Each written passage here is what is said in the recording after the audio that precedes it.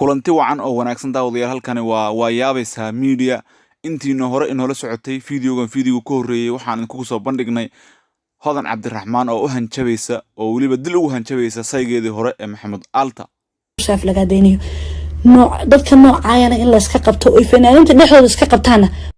waa muqadas hadii la iska qaban waayo Soomaa saasay baasho soconaysa anu sanadkan isaga leey 100 sano hadii ka soo wareegto noolahooda ma nooshahay meesha aan kugu arkaan waan kugu jira tagay taa xisaabta ku qoro ama wallahi oo billahi hatta hadday lacag noqoto inaan ku bixiyo qofka ugu horeeyay nolosheeda qof inaan dhibaateeyo isku madayn laakiin ninka ugu horeeyay ee aan adduunyada aanan deynin inta nool ee hadii ay noqoto 100 sano ka soo wareegtaan aan ku jira tagay taa hadaba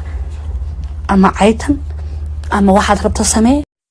haddaba daawadayaal maanta waxaan idin soo bandhigaynaa Kiin Jaamac oo u soo jawaabtay Hodan Cabdiraxmaan kana difaacatay ninkeeda oo Maxamed Alta garab istaagtay balse marka hore fadlan daawadayaal dad ku cusub tahay channelka subscribe saaro calaamada gambeelka aan furo sidoo kale fiidiyoga like saar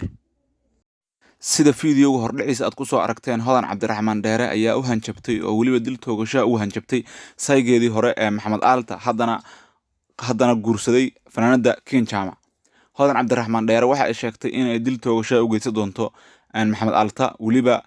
hadii ay awoodi weyso in ay gacanteeda ku disho ay lacag ku bixi doonto sidoo kale ay qaraabadeeda ayada Hodan Cabdiraxmaan qaraabadeedu meesha ay ku arkaanba ay ku dili doonaan Maxamed Alta balse Soomaalida waxay dhahaan naag loo waayo waa dhibaato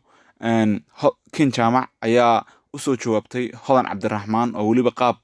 maldahan ugu soo jawaabtay maadaama ay warkooda iska caddaay Hodan Cabdiraxmaan oo hanjaba toos ay waliba fiidiyoo soo duubtay oo ahaa Kiin Jaamac ayuu sidaas oo kale isku soo qayaxin laakiin way ka soo hadashay barnaamijkan waxaan ugu soo hadashay qaab reer magaalnimo ah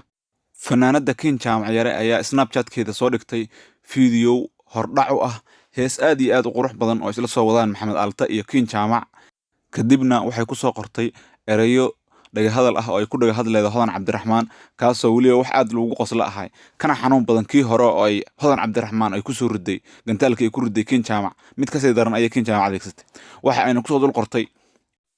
ka qariya fiidiyoga waa yeelka yiisa sokorta ku kicin ayadoo markaas ula jeedo Hodan Cabdiraxmaan una qarinayso inay tahay qof da ah balse dadka ka fal celinayo oo barnaamijkaas ay raayigooda ka dhiibanayay ayaa intooda badan waxa ay soo qorayeen Hodan Cabdiraxmaan waxa ka soo baxay nabsigii Qadra Saliima qadradii masaakiinta ahayd ee ninkeeda ka dhacday balse ilaa hadda waxa laga mahay Maxamed Alta sidoo kale kama soo hadleen Mursal Muuse barnaamijkan fiidiyogan aan hadda gadaalka soo bandhigi doono oo heesta ay soo wadaan Maxamed Alta iyo Kiin Jaamac waa fiidiyoga ay ku soo qortay erayadan ay u soo adeegsatay Kiin Jaamac intiina nagu xiran waa yaabaysa channelkeena waa yaabaysa media waa mahadsantihiin 100% waxaan in kaga sii tagaynaa fiidiyogan ay soo duubtay Kiin Jaamac fadlan hadii aad hore noola joogto ku mahadsan tahay hadii aad nagu cusub tahay rukumo channelkan waa yaabaysa media waa meel lagu soo bandhigo xogo muhiim ah kaas oo dadka kale aysan haysan waad mahadsantihiin dhamaantiin daawasho wanaagsan